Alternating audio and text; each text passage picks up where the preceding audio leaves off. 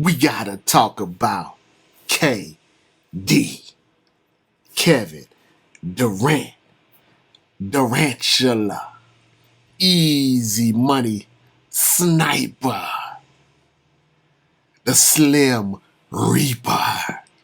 That was his best nickname, the Slim Reaper. But he said he didn't like to be called that because he had found Jesus one year or something.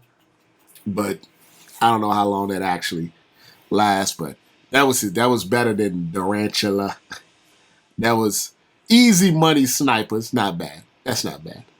But nothing was better than the Slim Reaper. Now we just call him KD.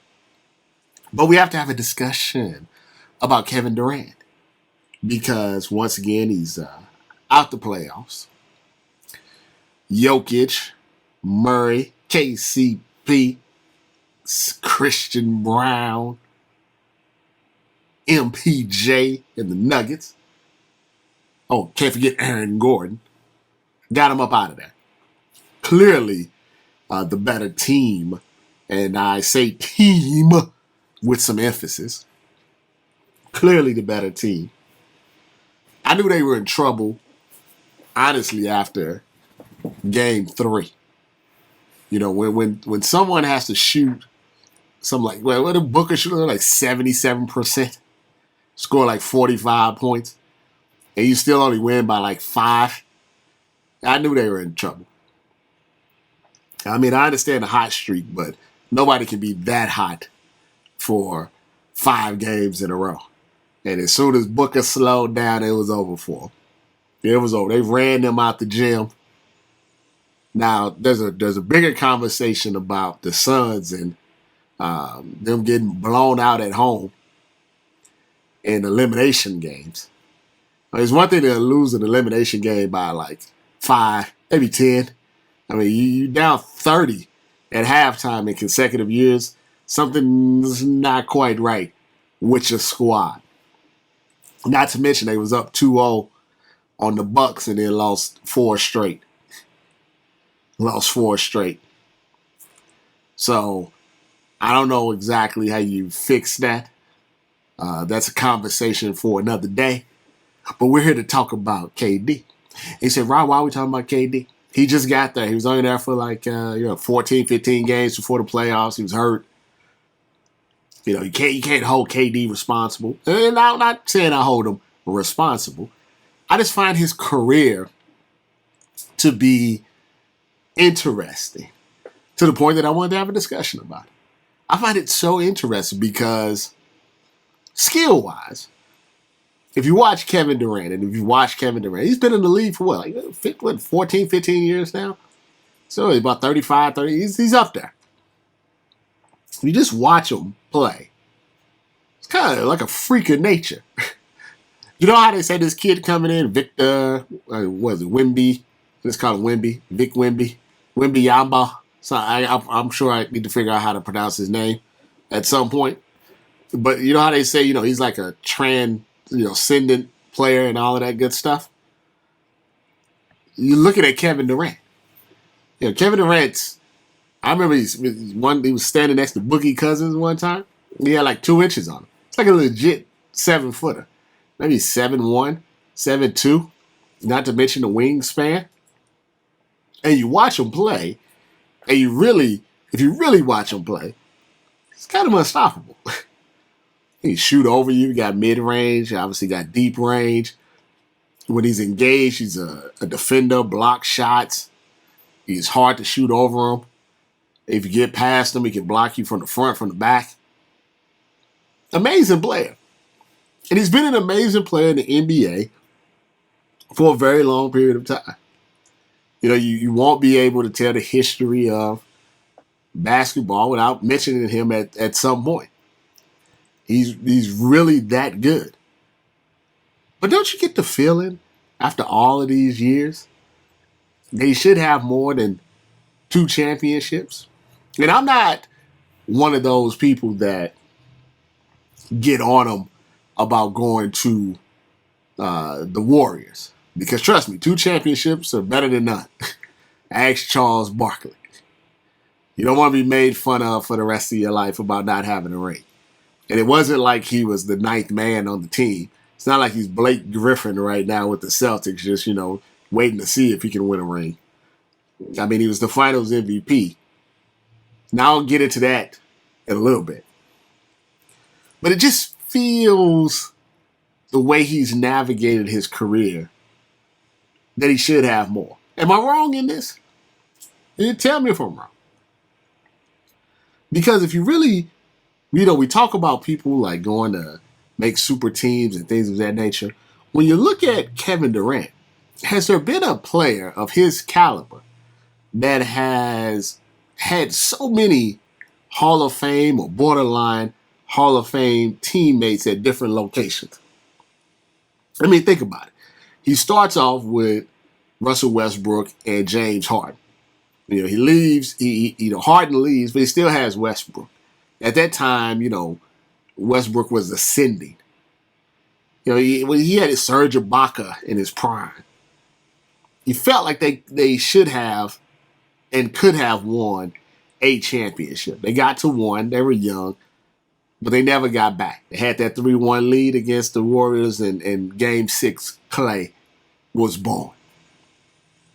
And then he had an opportunity. He could stay and try to, continue to build something with Oklahoma City, or he can leave. And when you are a free agent, I never have a problem with you going wherever the hell you want to go. I have a problem with people like not playing or playing lackluster to try to get a trade, like pushing for a trade in the middle of the season or after they have gotten a big contract and stuff. That is a little suspect to me. Forcing a trade because it's bad, it's not right for your teammates and the fans and stuff like that. Forcing a trade, I think, is an issue. Especially if you're not playing to the best of your abilities because you want to trade or you want to sit out and stuff like that. Now, you're a free agent, feel free to do whatever you want. And I saw his thought process in going to the Warriors, because they had lost. So it wasn't like they was coming off of a championship. They needed another, Harrison Barnes wasn't going to get it done. We still see that today. And they had the type of team that fits into his style of basketball. Made sense to me. And then once again, you're talking about Hall of Fame or borderline Hall of Fame players and Steph and Clay, Draymond Green, a lot of good role players while they were there. Iguodala was still hanging around somehow, and others. So I wasn't one that was like, okay, I'm going to give him a hard time about this. I mean, you knew what he was doing, but it not like it hadn't been done before. Maybe not in that particular way, but I mean, that's what, at that time, that's really what was the hot thing to do. The problem that I have with KD with the Warriors, they never seem happy. Like, I'm not exactly sure what he expected. Actually, I take that back because I was there. I take that back. I know what happened. I was there. I know what happened. I feel like, this is just me talking. It's just my personal opinion from observing what happened. And this maybe was a little naive on KD's part. I feel like he thought if he went to the Warriors, he played well, he helped them win a championship, they beat LeBron, that people would show him more love, he would have more respect, he would have a ring, and it would just be, like a coronation, so to speak. And what ended up happening was, they everything happened that exact way. They won the championship. He played very well. He was the MVP, the Finals MVP. He definitely contributed. He beat LeBron, the King. But people didn't accept it. And let me rephrase that when I say people. I'm not talking about just normal people in the street. I'm talking about the social media universe, which we always have to remember is not technically a real universe, but it is what people buy into. It's the Matrix. But people like to be locked into the Matrix. And he was someone that's locked into social media. And social media was like, nah, we not accepting it. We not accepting it. And they dogged him. Called him Cupcake and all of this other stuff. And I think it hurt his feelings. I really think it hurt his feelings. I think he was in a good space the first year. And then after that, he never seemed happy. And I don't think it was so much that he ever thought that, he was going to get out of Steph's shadow or Clay's shadow because, they were drafted there. It's just I think he felt like he was going to have another level, of respect. He was going to be crowned the best player in the NBA. And it just didn't happen. He just didn't get the respect. It was the height of how social media now, I think it's kind of a cesspool now, but I think people understand it.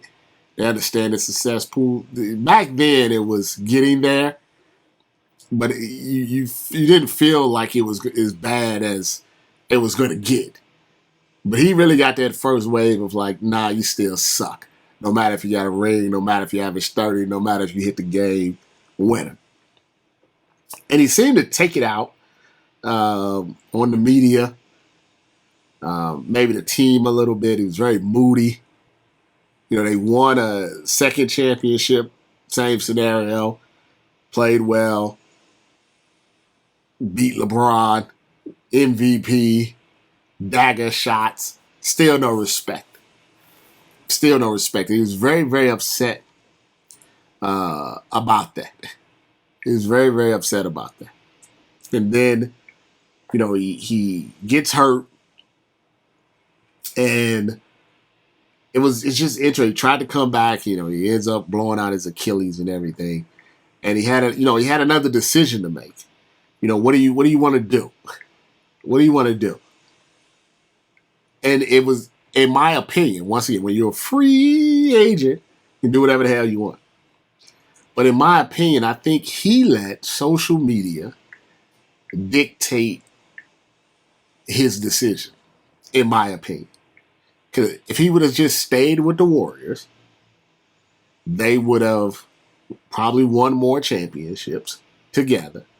He may have 4 or 5 right now. And after a while, especially because social media is, like I said, is his own universe, people will say, you win 4 championships, you 4 times NBA Finals MVP. The respect that you still may not get it also, but you have it. You have to. There's people that's on social media that don't respect LeBron and his accomplishments. Something that should not even be a question. But you got Skip Bayless and others, and that's just how it goes. But if he would have stayed with the Warriors, he would have won multiple championships, likely. Probably been the MVP of all of those. And his legacy would be even better than it is now. Don't get me wrong, it's not bad. It would have been better. But he chose to listen to Kyrie Irving of all people. He had no burning desire to go to Brooklyn. That was Kyrie Irving's decision. We saw it. Man, we team up, we go to Brooklyn, win a championship. You are the man. There's no Steph Curry. I'll play Robin to your Batman. And he let Kyrie Irving convince him, which is another thing that, not to go all alpha male and all of that stuff on you, but, sometimes you can't just let people influence what you want to do just because they're your friends. Especially and it's not that Kyrie's not a talented player, he's unpredictable. You've seen it with the Cavs. You've seen it with the Celtics. You saw it eventually with the Nets. And you're seeing it again with the Mavs. Extremely talented player. When he plays, when he's engaged. And sometimes he gets a bad rap for certain things. But it doesn't just seem to work ever since, they beat the Warriors. I'm not saying he's just living off of that, but it he kind of is. Even then, they're like, okay, we get you James Harden. James Harden is pretty happy-go-lucky, right? He's pretty, laid back about things. But even James Harden was like, hey, man, this is not normal situation here. Get me the hell out of here. James Harden came in and said, nah, you have Kevin Durant, James Harden, and Kyrie Irving. Nah, no championship. And I understand he's about a half a foot or whatever, half a shoe size from beating the Bucks. And maybe this, I definitely probably wouldn't be having this podcast right now. But he didn't. And I mean, that's just the way life is. No championships. And then Kyrie, does his Kyrie and gets shipped out of town because that's what he does now. And he left Kevin Durant, no James Harden, no Kyrie, left him by himself. Then, I'm not saying that they're not friends and buddies and all of that stuff, but in the end, Kyrie's about Kyrie. Even though he was the one that convinced Kevin Durant to go to the Nets. But he was the one that left him high and dry for several years. But Kevin Durant has a tendency to land on his feet. And somehow or another he gets traded to the Phoenix Suns. A team that just recently, A, went to the finals. B, had the best record in the league. Not this current year, but the year before. You got someone like Devin Booker, scored 70 points in a game. An elite young superstar. Still got Chris Paul. You got DeAndre Ayton. He gets to that. He gets to that team. And you see right from the beginning, he's uncomfortable. And maybe that should be expected because, that's a team that had been together for a while. They got rid of a lot of their core players. Devin Booker was like, well, shoot, I'm still taking my shots. But once again, he's now playing with two more, Hall of Fame players. And he's out of the playoffs again. So, what does he do now? What is his actual legacy? It feels like it should be more. It really does. And it certainly didn't help that the Warriors won a championship without him. They won one in the front, and they won one in the back without him. He, on the other hand, has never won anything without Steph, Clay, and Draymond. And you have to put that into perspective. I think that's important. I think that's the reason that, Dwayne Wade gets a little bump because he won one without LeBron. LeBron gets a bump because he's won with multiple different people. He won with, Kyrie and Kevin Love. He won a couple with Dwayne Wade and Ray Allen. The alien-looking guy that I can't think of right now. Hey, and one other thing, they were talking about Chris Bosh as, funny one. They should have been focusing on Wade, but that's another discussion for another day. And then, he won one with AD in the bubble. So he's shown that he can win with different people. Kevin Durant has not. And he's been injured a lot the last few years. Where do you see Kevin Durant? What do you think his legacy is? Tremendously talented player. Tremendous businessman. Has done a lot of great business. He's in Call of Duty. Great businessman. Done a lot of great business moves. Made a lot of money. But it just, I don't know. Just feels like, from a basketball perspective, it could have been more.